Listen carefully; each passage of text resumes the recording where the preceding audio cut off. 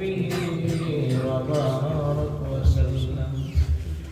الحمد لله رب العالمين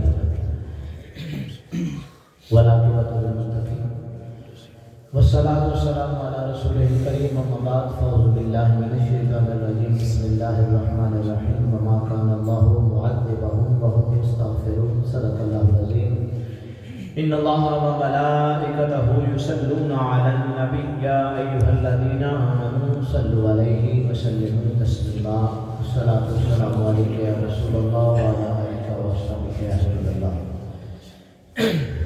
رمضان المبارک کا پہلا عشرہ اپنے اختتام کو پہنچا، جسے عشرہ رحمت کہا جاتا ہے، اور آج دوسرے عشرے کا آغاز ہے جسے عشرہ مغفرت کہا جاتا ہے۔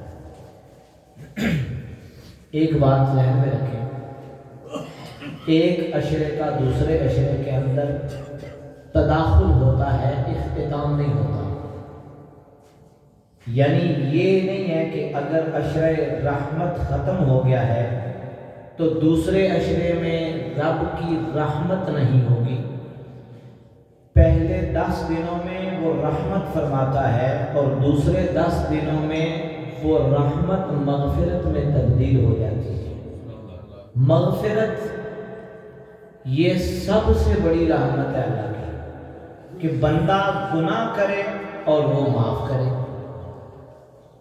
تو یہ اللہ رب العزت کا بہت بڑا کرم اور احسان ہے۔ اور بالکل اسی طرح جب دوسرا عشرہ ختم ہوگا، تیسرا عشرہ شروع ہوگا جسے جہنم سے آزادی عتق من النار کہا حضور نے، اس کا معنی یہ ہے کہ اب مغفرت جہنم سے آزادی میں تبدیل ہو گئی۔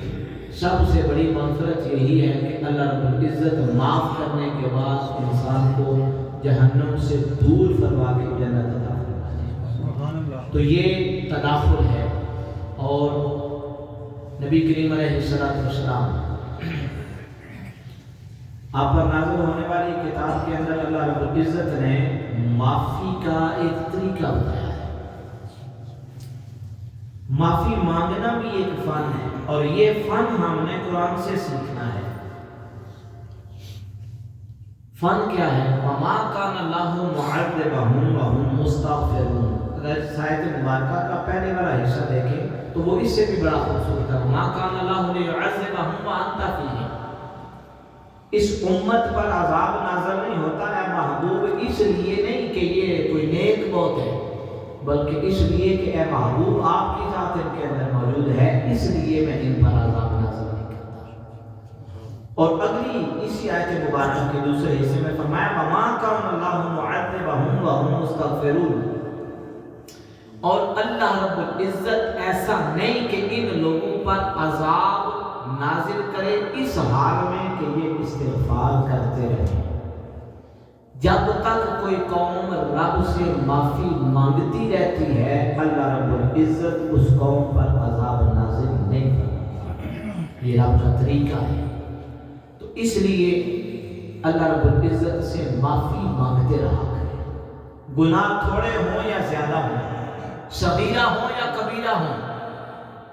اس بات سے تو کوئی بندہ خالی نہیں، یا کوئی دعویٰ یہ نہیں کر سکتا کہ مجھ سے تو کوئی گناہ سرزد ہی نہیں ہوا۔ ہر شخص چاہے وہ کتنا متقی اور پرہیزگار ہو سکتا ہے وہ کوئی نیکی ایسی کر رہا ہو جو اس کے ذہن میں تو نیکی ہو لیکن رب کی بارگاہ میں وہ نیکی کرنا درست نہ ہو۔ تو معافی ہر لمحے مانگتے رہنا چاہیے۔ جو قوم معافی مانگتی رہتی ہے اللہ کے عذاب سے محفوظ رہتی ہے۔ اور حضرت رابعہ بصریہ وہ فرماتی ہیں کہ ہماری توبہ کو بھی توبہ کی ضرورت ہے۔ ہم جو توبہ کرتے ہیں اس توبہ پہ بھی توبہ ہے۔ توبہ کس چیز کو کہتے ہیں؟ علماء فرماتے ہیں کہ جیسے بھینس کا دودھ ایک دفعہ دو لیا جائے، انما توبۃ علی اللہ، فرماتا ہے کہ توبہ اللہ کے ذمے ہے کہ جب کوئی بندہ رب کی بارگاہ میں معافی مانگ لے تو اللہ پر لازم ہے وہ اسے معاف فرماتا ہے۔ لیکن کیسی توبہ؟ توبۃ نصوحہ کے الفاظ ہیں قرآن مجید فرقان حمید کے اندر۔ توبۃ نصوح اس توبہ کو کہتے ہیں کہ جس کے بعد گناہ کی گنجائش ہی موجود نہ ہو۔ جیسے بھینس کا دودھ دھونے کے بعد واپس اس کے تھنوں میں جانا ممکن ہے، بندہ توبہ کے بعد اس گناہ کی طرف بالکل اس ایسے ہو جائے کہ وہ گناہ کرنا اب اس سے ناممکن ہے۔ تو ہماری توبہ کیسی ہے کہ نہ اظہار ندامت، نہ اظہار شرمندگی، اور ایک خشک قسم کی توبہ، اور اس توبہ کے بعد پھر وہی گناہ۔ تو حضرت رابعہ بصریہ فرماتی ہیں کہ توبہ کو بھی توبہ کی ضرورت ہے کہ انسان ایسی توبہ کرے جس کے بعد دوبارہ گناہ کی گنجائش نہ ہو۔ اور نبی کریم علیہ السلام آپ نے ارشاد فرمایا کہ کلمے کے بعد لا الہ الا اللہ محمد رسول اللہ، کلمے کے بعد سب سے بڑا وظیفہ جو اللہ کے نزدیک مقبول ہے اور حضور علیہ السلام کی حدیث مبارکہ میں منقول ہے، وہ استغفر اللہ یا رب سے مغفرت مانگنا ہے۔ حضور ایک ایک مجلس کے اندر بیٹھ کر 70 بار توبہ کیا کرتے تھے، حالانکہ وہ اللہ کے نبی ہیں۔ نبوت سے پہلے اور نبوت کے بعد ہمارا متفق علیہ عقیدہ ہے کہ حضور سے گناہ ممکن نہیں، وہ معصوم عن الخطا ہیں۔ تو معصوم عن الخطا ہستی کا طریقہ یہ ہے ایک ایک دن میں 70 مرتبہ 100 مرتبہ رب سے معافی مانگتے ہیں۔ آپ اور میں کس بات کی مولی ہیں؟ ہماری تو صبح ہوتی ہیں تو گناہوں کے اندر مبتلا و ملوث ہوتے ہیں، ہمارے دن گزر جاتے ہیں گناہ کرتے کرتے، ہماری راتیں آتی ہیں تو گناہ کرتے کرتے۔ ہمیں تو ایسا بننا چاہیے کہ ہر لمحے رب سے معافی مانگتے رہیں۔ اور تخلیق، اگر اس پر آپ غور کریں، اللہ رب العزت نے جو اس کائنات کو تخلیق فرمایا تو دو شخصیات کا ذکر اللہ رب العزت نے بڑی ڈیٹیل کے ساتھ قرآن مجید فرقان حمید میں کیا، جس میں آدم و ابلیس ہے۔ اگر آپ تھوڑا سا ڈیپلی گہرائی کے ساتھ دیکھیں تو خطا تو ہوئی، ابلیس سے بھی ہوئی اور آدم سے بھی ہوئی۔ ابلیس کو کہا گیا سجدہ کرو، ابا واستکبر وکان من الکافرین، وہ اکڑ گیا، نہیں کیا۔ حضرت آدم علیہ السلام کو کہا گیا وَلَا تَقْرَبَا هَٰذِهِ الشَّجَرَةَ فَتَكُونَا مِنَ الظَّالِمِينَ، اس درخت کے قریب جائیں گے تو ظالمین میں سے ہوں گے۔ فَأَزَلَّهُمَا الشَّيْطَانُ عَنْهَا فَأَخْرَجَهُمَا مِمَّا كَانَ فِيهِ، پھر وہ چلے گئے۔ اب خطا دونوں سے ہوئی، لیکن حضرت آدم علیہ السلام کو نبوت عطا ہوئی اور شیطان کو راندہ درگاہ کر دیا گیا۔ اگر آپ گہرائی کے ساتھ دیکھیں گے تو دونوں کے اندر فرق یہ ہے کہ انہوں نے توبہ کی اور شیطان نے توبہ نہیں کی۔ حضرت آدم علیہ السلام کی ذریت قیامت تک باقی رہے گی اور شیطان کی ذریت پر قیامت تک لعنتیں ہوتی رہیں گی۔ فرق کیا ہے؟ انہوں نے توبہ کی اور اس نے توبہ نہیں کی۔ اور ایک بہت اہم نسخہ توبہ کے حوالے سے، ہمیں توبہ کیا ہے؟ معافی ہے۔ ہم سب معافی مانگنے والے ہیں، معافی لینے والے ہیں، لیکن کیا معاف کرنے والے بھی ہیں؟ ہم سب کو معافی چاہیے، لیکن کیا ہم کسی کو معاف کرنے کے لیے تیار ہیں؟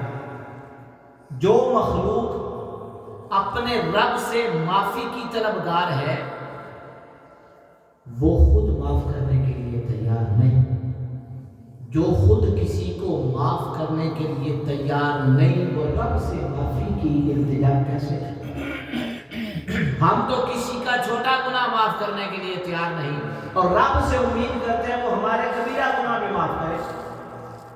تو معافی مانگنے کا سب سے بہترین طریقہ یہ ہے کہ پہلے خود معاف کرنے والا بنے۔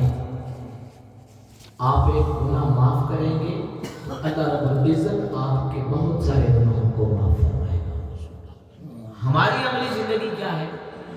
گاڑی کسی کی گاڑی کے ساتھ بس ایسے ہلکی سی ٹکرا بھی جائے تو حضرت صاحب نیچے تشریف لے آتے تو میں نے جانتا نہیں ہوں، میں تینوں تھے پہنچا سکتا تو بھی یاد کر سکتا۔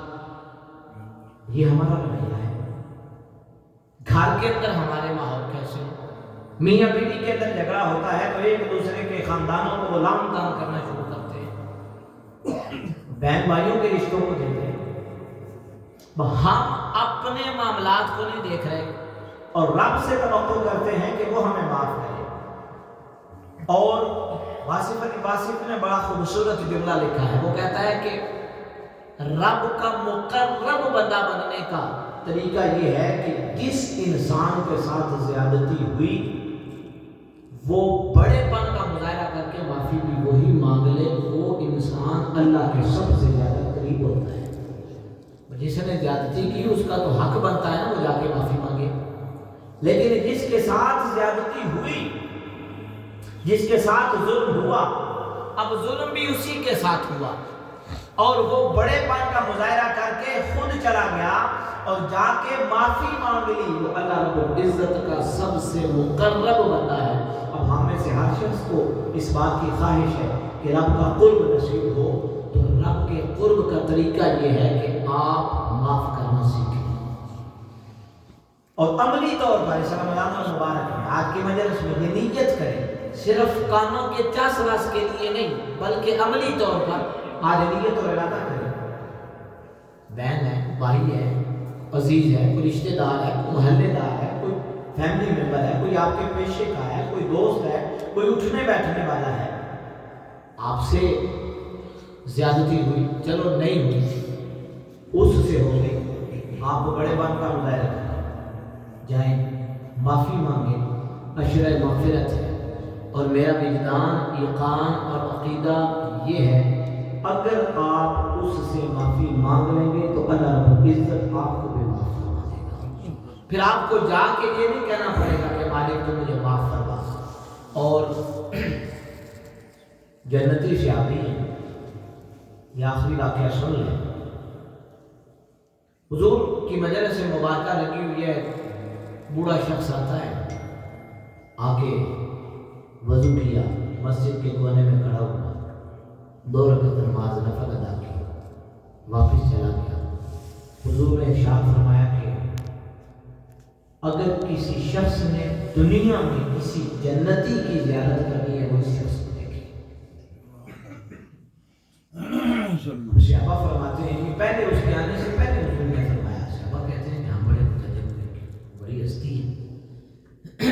ہم نے دیکھا وہ بوڑھا داخل ہوا، وضو کیا، 2 رکعت نماز پڑھی، چلا گیا۔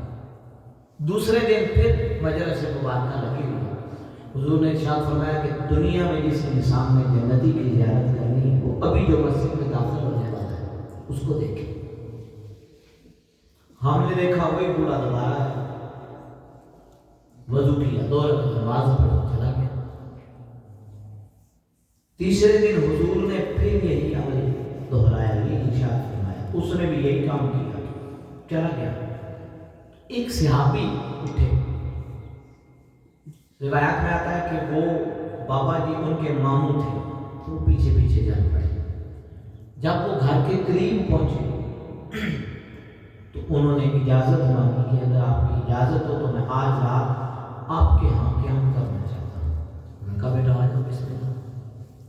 اب وہ اس دو میں تھے کہ میں یہ دیکھوں کہ ایسا کون سا عمل اس بابا جی کے پاس ہے کہ 3 مرتبہ حضور نے دنیا کے اندر اعلان کیا ہے کہ اگر کسی نے جنتی کو دیکھنا ہے تو اس بابے کو دیکھ لیں۔ وہ کہتے ہیں رات کو میں نے سونے کا ناٹک کیا، جاگتا رہا، میں دیکھوں یہ کرتا کیا ہے۔ میں نے دیکھا کہ وہ رات کو سو گیا، کوئی ایسا عمل نہیں کیا، تو میں نے کہا شاید رات کے پچھلے پیر اٹھیں گے پھر کچھ عمل کریں گے۔ میں نے دیکھا کہ وہ روٹین کے ساتھ سوتے رہے، سوائے اس کے میں نے اور کوئی عمل نہیں دیکھا کہ جب بھی وہ کروٹ لیتے تو ان کی زبان پہ جاری ہوتا اللہ اکبر۔ یا الحمدللہ یا اس طرح کے کلمات وہ سوتے ہوئے جب بھی کروٹ بدلتے وہ پڑھتے رہتے. میں نے کہا شاید آج میری وجہ سے انہوں نے اپنے معمولات کو تبدیل کیا ہے. میں نے دوسری رات کی اجازت مانگی. دوسری رات بھی میں اسی ٹو میں لگا رہا. میں نے وہی معاملات دیکھے. تیسری رات بھی جب میں جانے لگا تو بابا جی نے کہا کہ آئے تھے, آنے کا مقصد نہیں بتایا تم نے. میں نے کہا میں آیا تھا کچھ دیکھنے, لیکن مجھے نظر تو کچھ نہیں آیا. میں نے کہا کیا دیکھنا ہے؟ 3 مرتبہ حضور نے صحابہ میں بیٹھ کے اعلان کیا کہ جس شخص نے جنتی دیکھنا ہو ابھی جو مسجد میں داخل ہوگا اس کو دیکھ لے. اور تینوں دن آپ مسجد میں داخل ہوئے تو مجھے رشک ہوا اور میں یہ ڈھونڈنے کے لیے نکلا ہوں کہ وہ کون سا ایسا عمل ہے کہ جس کی وجہ سے دنیا کے اندر حضور نے آپ کو جنت کی بشارت دے دی ہے. تو انہوں نے کہا کہ تم نے جو کچھ دیکھا ہے میری زندگی یہی ہے, لیکن ایک بات, وہ کہتے ہیں میں چونک گیا, یہی بات ہوگی. وہ کہتے ہیں کہ میں رات کو جب سوتا ہوں اپنے دل میں جتنے بھی لوگ جو دن میں میرے ساتھ کبھی زیادتی کر جائیں تو میں اپنے رب سے یہ کہہ کے سوتا ہوں کہ مالک میں نے انہیں معاف کر دیا, تو بھی انہیں معاف کر دے. اور سوائے اس بات کے اور کوئی عمل میرے پلے نہیں کہ اس کائنات میں جتنی بھی مخلوق بستی ہے وہ میرے گھر والے ہیں, وہ میرے رشتہ دار ہیں, وہ میرے دائیں بائیں میرے ساتھ اٹھنے بیٹھنے والے ہیں. دنیا کے اندر جتنی مخلوق بستی ہے کسی ایک آدمی کے بارے میں بھی میرے دل میں کوئی بغض یا حسد نہیں ہے. بس یہ عمل ہے. وہ صحابی کہتے ہیں میں جان گیا کہ ان کے جنتی ہونے کی وجہ کیا ہے. یعنی اگر آپ کا دل لوگوں کی دشمنی سے پاک ہے, حسد سے پاک ہے, بغض سے پاک ہے, تو یہ دنیا کے اندر ہی جنت کی بشارت دینے کا سب سے بڑا نسخہ ہے. کیا ہمارا عمل یہ ہے؟ ایک بات یاد رکھیں, ہمیشہ معافی مانگنے والا ہی بڑا ہوتا ہے. ہمارے ذہنوں کے اندر یہ غلط کنسیپٹ ہے کہ جو معافی مانگے گا تے غلطی کیتی سی اس طرح منگی سنا نہ کیتی ہو اس طرح نہ منگیا, اس کا مطلب ہے غلطی اس کی تھی نہیں. اس نے غلطی کی تھی یا نہیں کی تھی بڑا وہ ہے. اس نے فرمان خدا اور فرمان مصطفیٰ کا پاس کیا, بڑا پن اس کا ہے کہ وہ تمہارے پاس آ کے معافی مانگنے والا ہے. اگر بڑے تم ہوتے تو تم چلے جاتے. بڑا وہ ہے. لوگ اتراتے ہیں آیا سے معافی مانگنا ہے, غلطیاں نہ بندہ کرے یہ کام کرے نہ معافی مانگنی پہ نہیں. وہ معافی مانگنے آیا ہے بڑا ہوتا ہے جو خود چل کے کہہ دیتا ہے نا کہ یار میرے ساتھ اگرچہ زیادتی اس کے ساتھ ہوئی ہو پھر بھی وہ یہ کہتا ہے نا کہ مجھے معاف کر دے, تو بڑا وہ ہے. اللہ کے نزدیک بھی بڑا وہ ہے. اور آپ کیا سمجھتے ہیں کہ جو بندہ اللہ کے نزدیک بڑا ہو اللہ تعالیٰ دنیا کی نظر میں اسے گرا دیتا ہے؟ نہیں, دنیا کی نظر میں بھی اسی انسان کو بلندی ہوتی ہے. لوگ کہتے ہیں یہ اچھا آدمی ہے, یہ شرع مغفرت ہے, اللہ سے معافی مانگے. اور اللہ سے معافی مانگنے سے پہلے خود معاف کریں. جب آپ مخلوق کو معاف کریں گے تو یہ یقین رکھیں خالق بھی آپ کو معاف کرے گا کہ محمد سے وفادوں میں تو سنتے رہے ہیں. یہ جہاں چیز ہے کہ اللہ ہو کر تیرے ہیں